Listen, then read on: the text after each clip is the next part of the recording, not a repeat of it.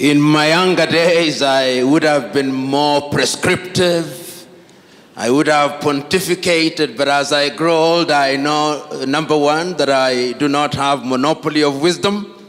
And what I do is to share my thoughts with you and to make suggestions which may not necessarily be true, but they constitute my opinion on the subject at hand.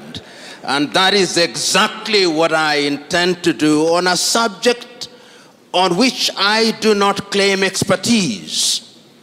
What I have done is to prepare a paper which will be circulated, and I've prepared it in two forms, in the PowerPoint form and in the Word form. I will speak to the paper without reading the paper, and in that way, I believe we'll interact a lot more. And my paper is entitled, The Vision of the Founding Fathers, Looking to the Past to Inform the Future.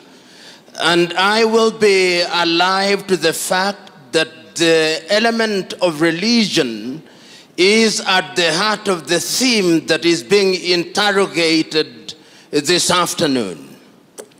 When I was thinking about the paper, the first question that I asked, who are the founding fathers, or who are the founding fathers that the framers and organizers of this conference had in mind? And I was convinced that they must have had in mind some of the key figures that were present in the 1940s and 1950s and 1990s up to 1980s, and indeed up to the 1990s, who participated in the liberation of Africa. But yet, even as I thought so, I was conscious of the fact that when one examines history, particularly the history of the black people, there are a number of individuals who are founding fathers, but are rarely mentioned when we talk about Africa. One of the individuals who came to my mind is a great South African about whom we say very little, Pixley Kaisaka Seme. The South Africans in this assembly will be aware of that great South African who was one of the founders of the African National Congress. And if they care to examine some of his early works, they will also be familiar with one of the greatest speeches ever delivered by an African, delivered at the University of Columbia in the month of April 1906, titled The Regeneration of Africa. Those who have had the privilege and honor of examining that piece of writing acknowledge that Pixley Kaisaka Seme was very conscious of the status of Africa as it was in those days. You will remember that by 1906, Africa had suffered the fate of partition in Berlin, and that it had been partitioned, as we know, amongst the European powers. Prominently, the Germans had their share in West Africa. They had their presence here in Rwanda and Burundi. They were present in what was then Tanganyika. The French were present. The Portuguese were present. The English were present. The Belgians were present. The Spaniards were present. The Arabs were present, although they were not part of the club that partitioned Africa in 1884. And therefore, when he was talking about the whole idea of the regeneration of Africa, the choice of his words, because he was speaking in a foreign tongue, which I am speaking in this afternoon, he was very clear about the words that he chose. He talked about the regeneration of Africa. And when one talks about regeneration, it means that there was an Africa which had a certain level of development, and that had suffered at the hand of the foreigners, and therefore it needed to be regenerated. Those of you who are familiar with the thoughts and works of Senegal's Anta Cheikh Diop will know that Anta Cheikh Diop does recognize that there was indeed an Africa which had certain levels of civilization. In fact, the more romantic historians suggest that when Europe and Europeans were still living in the caves in the western part of Africa, there were organized kingdoms and that there were libraries which rival the largest libraries in Africa today. Indeed, those of you who are students of religion like Professor here will know that people like Augustine of Hippo or Athanasius, some of the early thinkers in religion, were resident in what may today be called the Maghreb.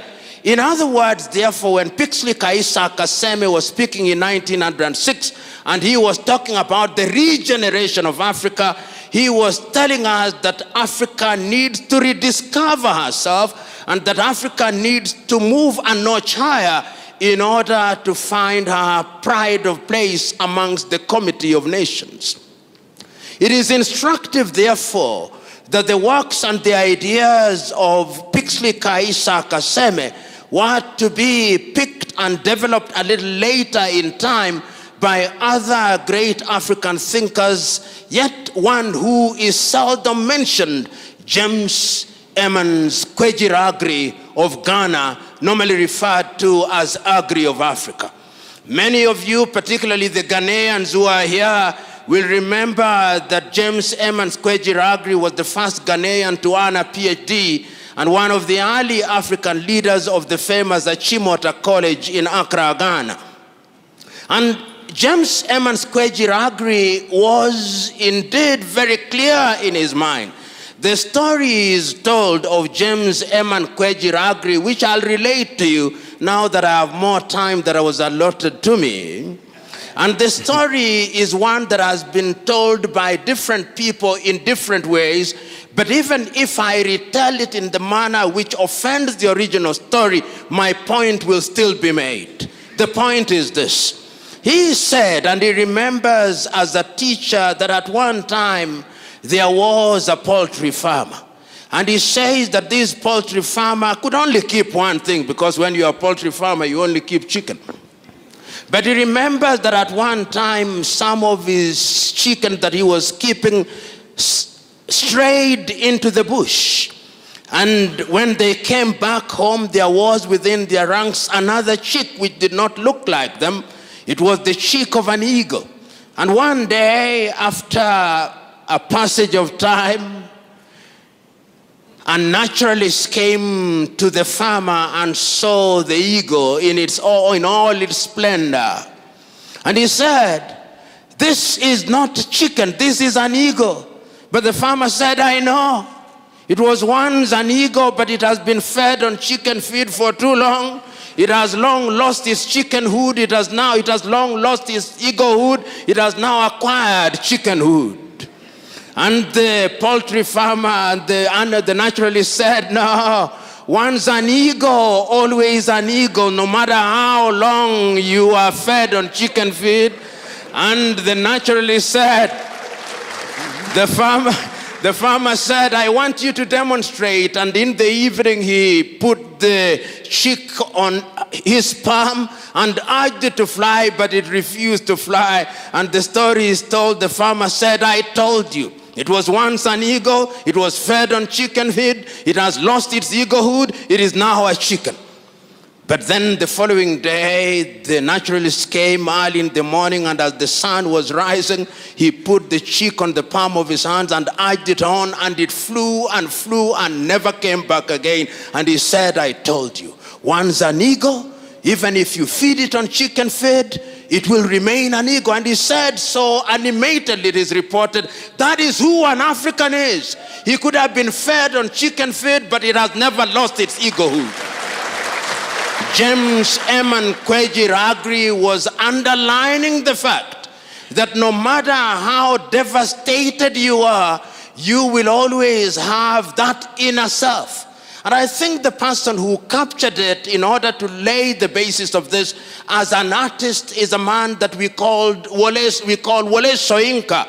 The many of you who are Nigerians here will remember Wole Soyinka's famous writing, "The man died, the man died, the man died, the man in you must never die," and the man includes the woman. And I'm laying this basis for us to understand that when we talk about forefathers, we must never forget individuals such as Pixley Kaisa Kaseme. We must never forget people like James Eman Kwejiragri. We must not forget people like Cheikh Ante Diop. And if we want to go into the diaspora, we must never forget individuals such as Marcus Garvey of Jamaica. And we must never forget individuals such as W.B. Du Bois. And one of the things that they underscored in those early days, before I come to the forefathers that we are much more familiar with, is that Pixley Kaisa Kaseme, in his writing and his speech, which I've already talked about, he said, in order for Africa to realize our potential amongst the Committee of Nations, there is only one thing that must define African relationship with other civilizations. He called it multi-dimensional osmosis. And what he called multi-dimensional osmosis becomes much more relevant, particularly today, when we are trading with China, when the osmosis is not multi-dimensional. And the osmotic is only in one direction, is monodirectional. And what he meant at that time is that Africans must engage with other civilizations, but that engagement must be of such a nature that it is mutually beneficial and the relationship is symbiotic. And I think that that is what we want to underscore today, even as we talk about religion and the place of religion in giving pride of place to self-governance and religious freedom as an important pillar in one of the 7 pillars of Africa Agenda 2063. But yet I cannot at this stage yet go into Africa Agenda 2063 before I examine what was the vision of our founding fathers and who were they.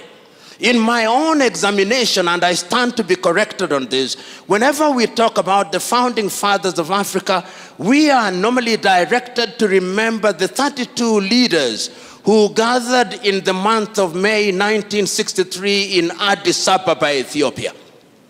And I encourage us to look at the views of these individuals, but even before we go to that particular period, to look at some of the early thoughts and some of the things that animated these individuals to the extent that we now call them the founding fathers, and what it is that they had in mind that defined them as the founding fathers.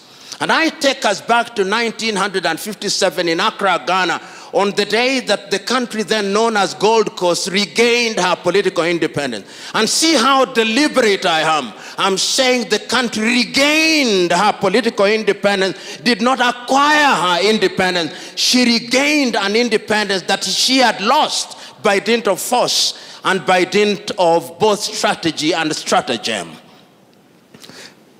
In 1957, on the day of the regaining of the independence by Ghana, Kwame Nkrumah was as passionate as he was eloquent. He said that the independence of Ghana meant nothing unless all the other African countries were independent. And what did independence mean?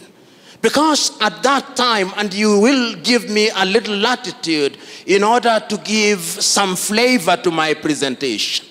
If you look at the individuals who are present at that time in terms of the commonality and the unanimity of their vision, one had to look at Africa and understand what it is that they were talking about. In West Africa, if you listened at that time to Kwame Nkrumah, his clarity of vision is that independence and liberty meant a number of things. One, the liberty of the individual as individuals to exercise their thoughts and to be free to participate in their affairs, including religion as I understand it, and that therefore Kwame was conscious that the country that he had participated in liberating, which was Christian Gold Coast, but he rechristened and the people rechristened Ghana, was a multi-ethnic country and a multi-religious country and a country that was rich in her diversity. And the same was true of every other country.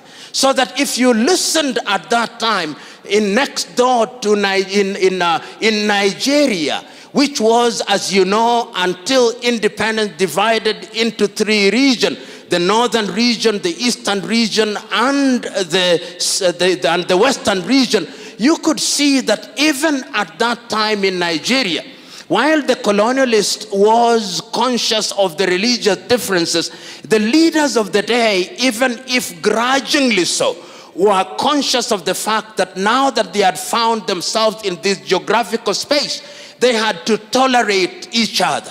So that when you are listening to the Muslims in the north, when you are listening to Abubakar Tafawa Balewa in Nigeria, or the Saudaner of Sokoto, Sah Ahmadu Bello, and listening to Namdi Azikiwe, who is a Christian, they are conscious of their diversity. They are grudgingly in Nigeria, but they accept the fact that they must live together. Religion and religious differences was not given the pronouncement and the accent that we now see in the manner that I shall demonstrate when I am concluding my presentation. So that even if you left countries that had that kind of diversity and you went to Algeria and you listened to the more casual thoughts of Algeria's Ahmed Ben Bella, you could see that he was conscious of the fact that even though we were finding ourselves in potential religious conflict, we had a common vision for Africa. And in that regard, you would listen in Liberia, or rather in Algeria, to Ahmed Ben Bella. You would go down to Guinea to Ahmed Seko Touré. You would go to Egypt to Gamal Abdel Nasser, leading an Egypt that was fundamentally Muslim, but conscious of the fact that there was an Africanness. But there were also other individuals who at that time did not believe that God existed. They were persuaded that there was something called materialism, that they were persuaded by a different ideology. But even in that appreciation, they were conscious of one fact, that there was a continent called Africa, and that Africa was a continent that needed to move in one direction. And you will discover such individuals when you come to Kenya, when you come to Tanzania. We talk about people who are Christians, committed Christians, such as Julius Kambarage Nyerere. And you went down to the people who did not quite believe in Southern Africa, like Agostino Neto or Samora Moses Machel at that time. But what is critical for our presentation is that in May 1963, 32 leaders congregate in Addis Ababa, Ethiopia, at the invitation of Emperor Haile Selassie. And I invite you, ladies and gentlemen, to take time this evening or hereafter to read the speeches that were delivered by each one of them. And I've read each one of them several times. Even the ones who later disappointed us, the Spirit was on them. The Spirit was on them. And I will only isolate a few of them in order for us to appreciate how far they could see. As I stand here, I remember the speech of David Dacko of Central African Republic.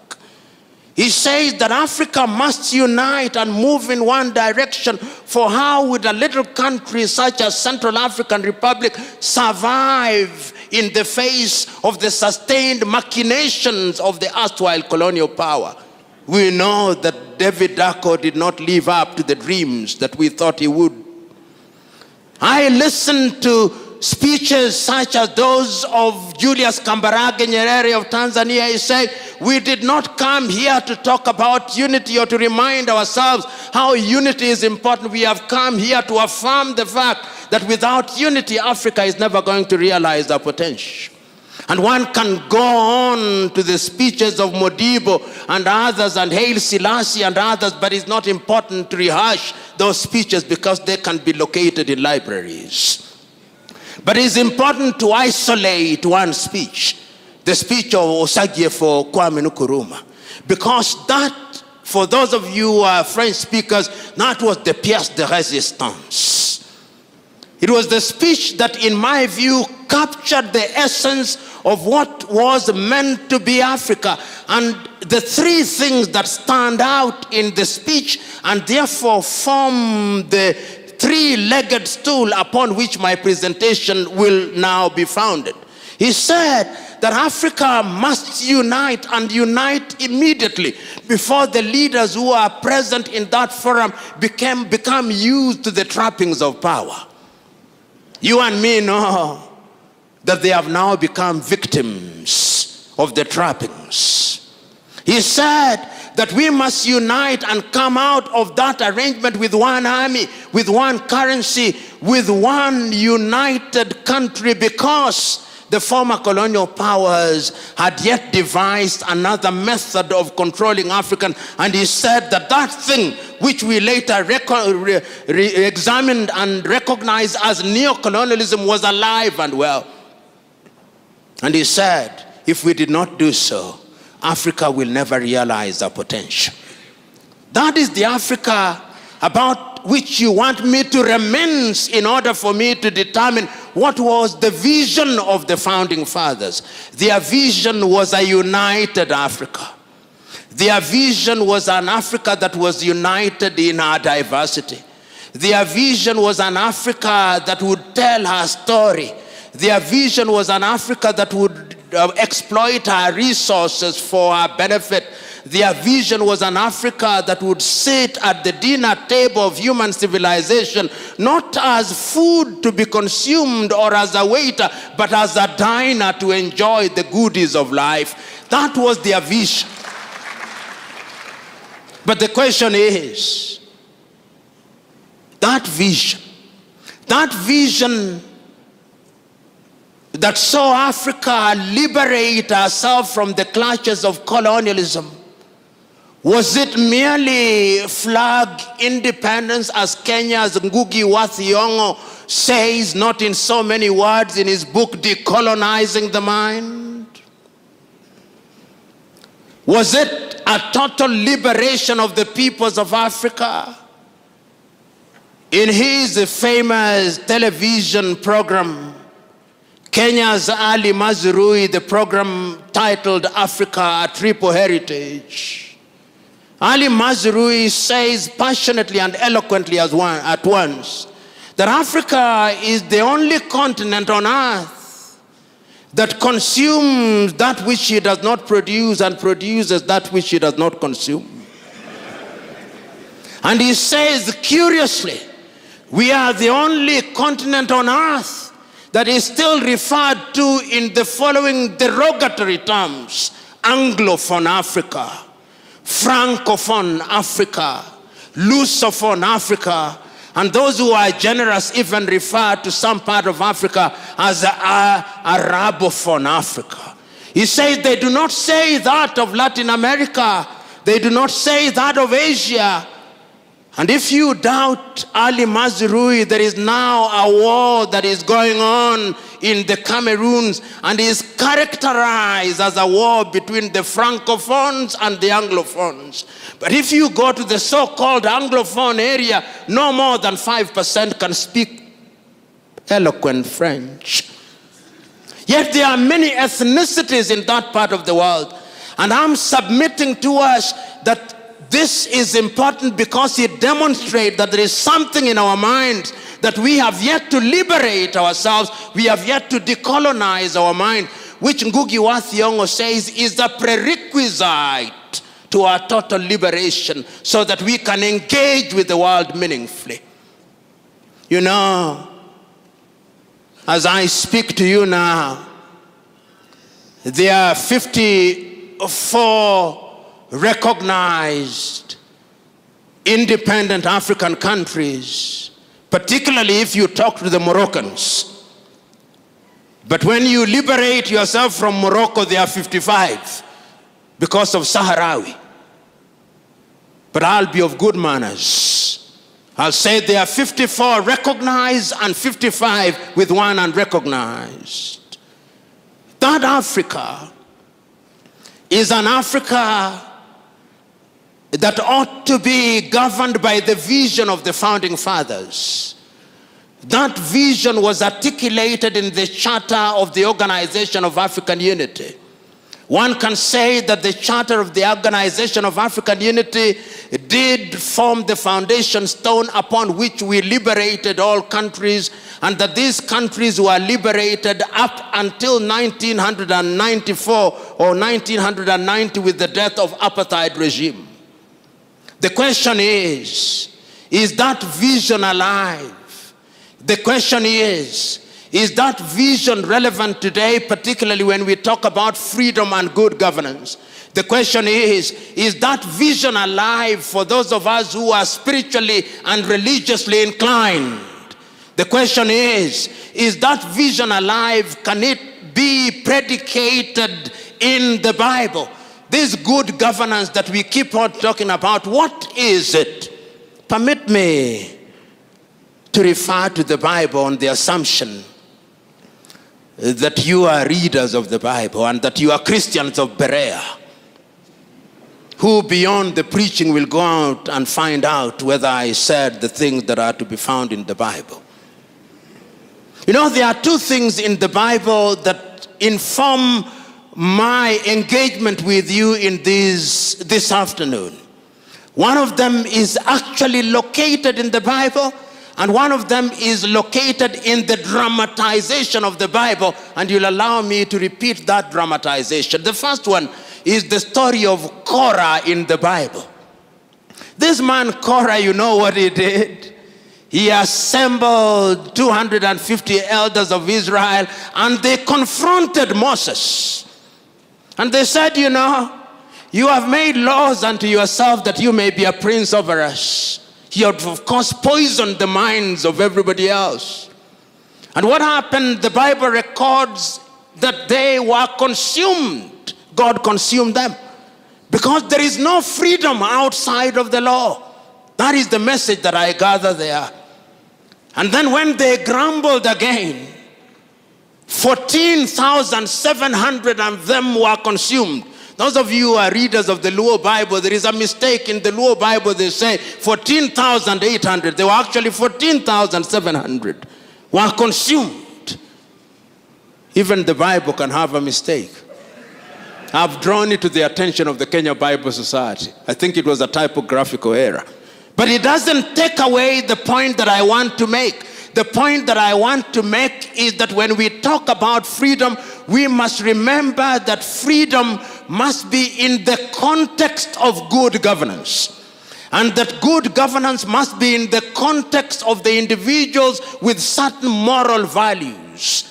Mwalimu Julius Kambarage Nyerere articulated it very well in the Arusha Declaration in 1967 when he said that a country must be governed by certain ideals and certain taboos. The things that you don't do and the things that you can legitimately do for the better good. So that even in the Bible, when we talk about the vision of the founding fathers, even without their having been Christians or unanimity as to whether they were picking it from Christianity, there is a sense in which there is a possibility of situating this vision in the Bible. The second element in the Bible that I want to talk about is the dramatization. The time that was allotted to me is about, but remember, I'm also consuming the time that was allotted to Professor Mwencha. So I'm in safe territory. And I'm conscious that the law of diminishing returns is operating after lunch. So I'll conclude very shortly. But the dramatization that I want to talk about before I come to the last limb of my presentation is to be found in a movie which I believe all of you ought to have seen. And if you have not seen it, please watch it. How many of you have seen the 1956 dramatization of the film The Ten Commandments as directed by Cecil B. DeMille? You haven't. If you haven't, go and watch it. And there is an interesting portion in that particular story which once again speaks to Korah and Dathan. When Moses has been on the mountain of the Lord for 40 days and 40 nights, there is a grumbling downstairs, and Aaron and the sister have been made to forge unto themselves a calf as a god. And in the dramatization before Moses comes down on the 40th day, the prophet Joshua moves to the mountain and meets Moses. And when they are in between, there is noise from down in the hill. And when there is noise, Joshua says, there is noise, there is grumbling. And Moses is recorded as saying, those are the sounds of joy and revelry. The people have rebelled against God. He is carrying the 10 tablets of the law, and according to Cecil B. DeMille, as he comes down from the mountain, there are 2 horns from his head. Kiran comes from his head. Kiran meaning horns in Hebrew.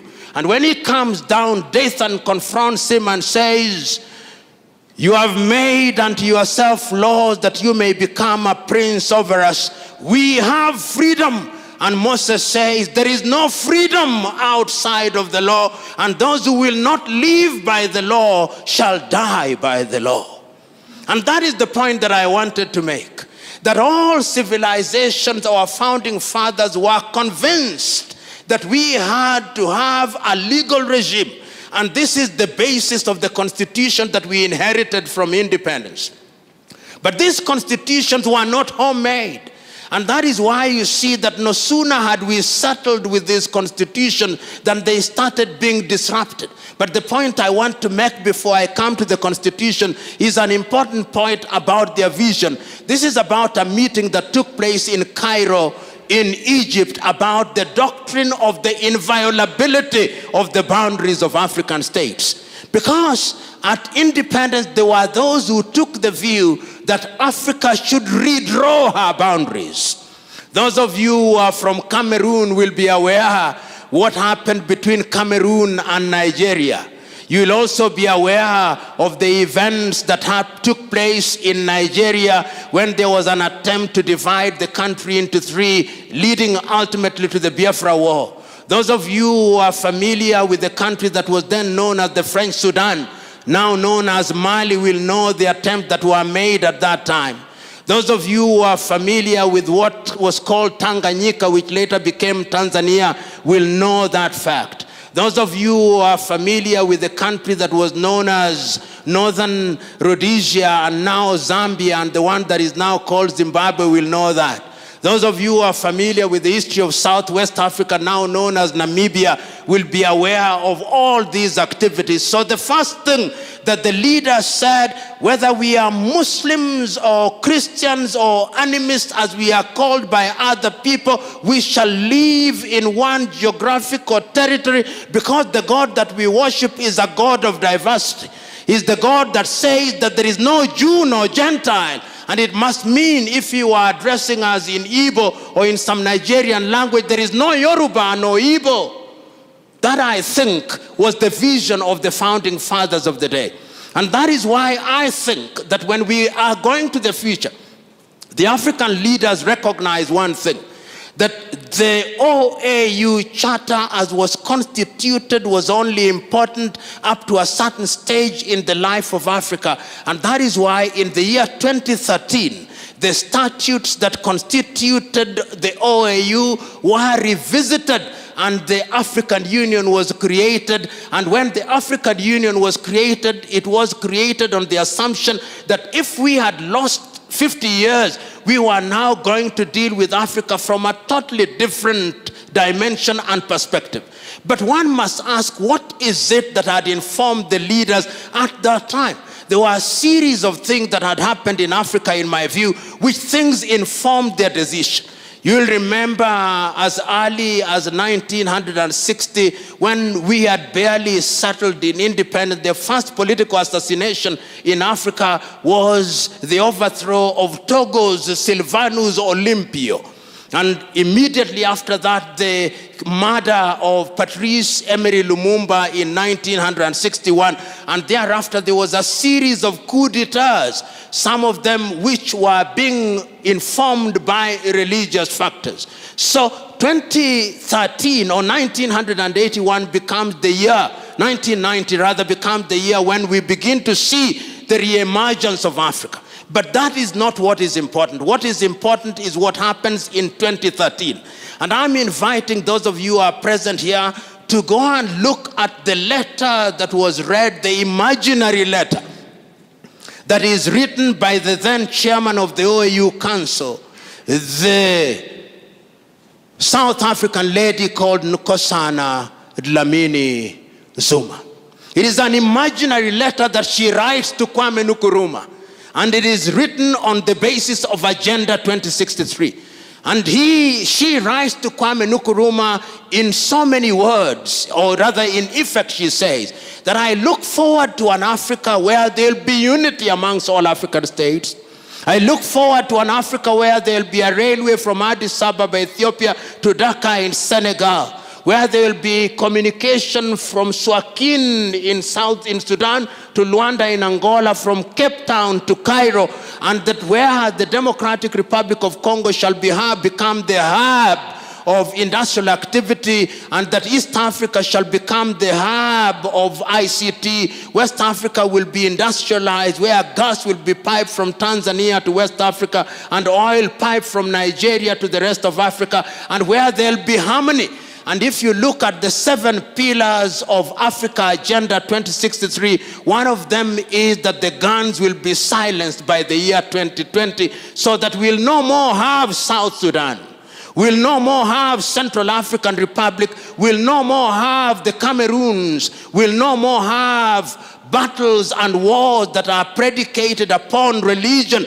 But we'll have an Africa where people enjoy freedom of movement and freedom of conscience within the law. And that we shall have an Africa where people have the liberty to enjoy what it is that they are meant to enjoy.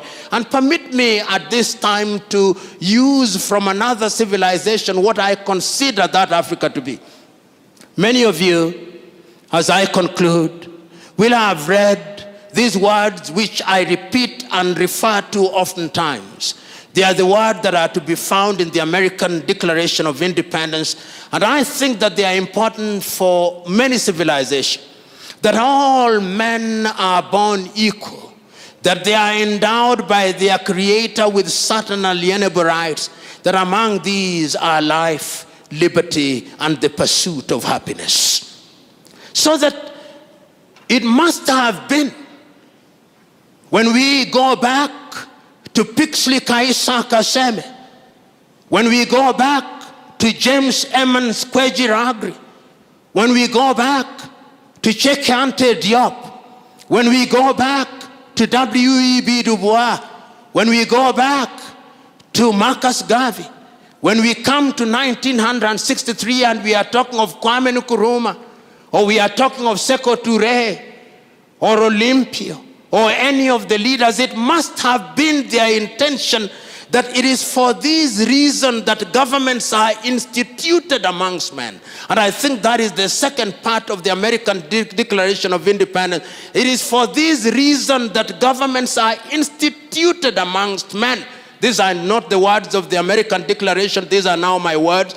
Instituted amongst men to midwife the process of their enjoying those rights. So that any government has a divine duty to ensure that they midwife this process. And if that be the case, therefore, ladies and gentlemen, I'm submitting to us that the founding fathers could see what we cannot see standing on tall trees while they were squatting. They could see them with the clarity of vision. that we cannot possibly master. What could they see? They could see that in order for Africa to realize our potential, the people in Central African Republic cannot run a war that is based on the fight between Muslims and Christians, that it cannot be right. They could see that the diversity of the people in Central African Republic requires that they enjoy their diversity and they live in harmony so that people can realize their potential, so that they can indeed enjoy what God has given them on this earth. They could see that the people in Mali and Mauritania cannot conduct their affairs on the basis of religious diversity. They could see that it is important that the diversity of religion is only a celebration of God in his unfathomable ways. They could see that. They could see that indeed, even in South Sudan, they cannot conduct their affairs on the basis of religious difference. And I'm submitting to us, therefore, in a nutshell, that our leaders in 1963, when they sat, whether in West Africa or in North or in East or in South, conceived an Africa whose sons and daughters would enjoy liberty, and that they would enjoy liberty so that they would lead a fuller life here on earth, but they would have the freedom of choice to exercise their freedom, and that if governments were instituted amongst them, those governments would be trustees of power for purposes of creating an enabling environment. They could foresee that we are diverse with over 3,000 languages, and that in our diversity we could enjoy our unity. In the words of Kenya's Ali Mazrui, our diversity must not be a Tower of Babel, but it could, if we want it to be a Power of Babel. They could foresee that we must recognize that we have no monopoly of wisdom or monopoly of knowledge, and it is not for us to judge, and our duty is only to fulfill our affairs. It is in this regard that I see Africa Agenda 2063 as a useful document that attempts to project into the future and to remind us that in 2063, when some of us may be alive and well, that Africa will be a continent that is respected and is not referred to in derogatory terms, whether when it is convenient we are developing, when it is not convenient we are developed, when it is convenient we are the dark continent, when it is convenient we are a rising continent, that we shall, in the words of Patrice Emery Lumumba of Congo, be in a position to tell our story, however bad that story is. That is the Africa that Kwame Nkrumah must have seen. That is the Africa that Modibo Keita must have seen. That is the Africa that Julius Kambarage Nyerere must have seen. That is the Africa that I want you to see. Even you who are sitting here as Seventh-day Adventists, those of you who are sitting here as followers of Jesus Christ, Latter-day Saints, those of you who are sitting here as Anglicans or Presbyterians, the truth is, we are committed to one thing: Christ of Nazareth, passion in Gethsemane, agony in Golgotha, joy on the third day. God bless you.